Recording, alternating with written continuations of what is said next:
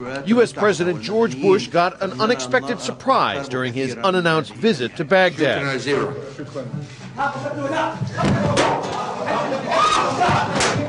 An Iraqi journalist threw his shoes at Bush, shouting, "Here is your goodbye kiss, dog." The shoes missed, and the man was wrestled to the floor and hustled away. The incident took place during a press conference with Iraqi Prime Minister Nouri al-Maliki. Throwing shoes is a deep insult and traditional sign of disrespect and contempt in Arab culture. After the first Gulf War, Saddam Hussein had a mosaic of President George H.W. Bush placed on the ground outside Iraq's Al-Rashid Hotel, forcing patrons to step on his face to get inside.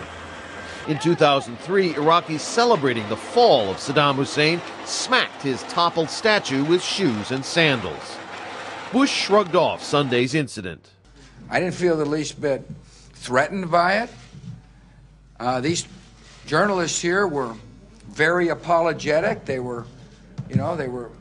said this doesn't represent the Iraqi people, but that's what happens in free societies.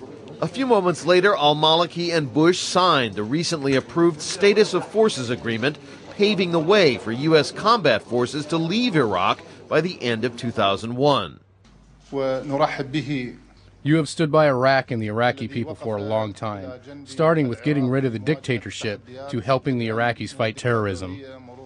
But with the conclusion of these agreements and the courage of the Iraqi people and the Iraqi troops and American troops and civilian personnel, it is decisively on its way to being won.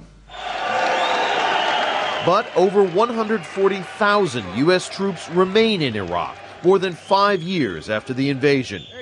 4,200 U.S. troops and tens, perhaps hundreds of thousands of Iraqis have been killed. And a new report by the American overseer of the post-war reconstruction measures labels the rebuilding effort a costly and incompetent failure.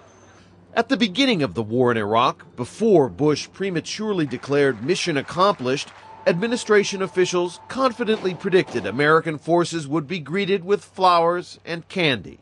Instead, in a bitter footnote to his deeply unpopular presidency, Bush leaves Iraq dodging insults and shoes. Rob Reynolds, Al Jazeera, Washington.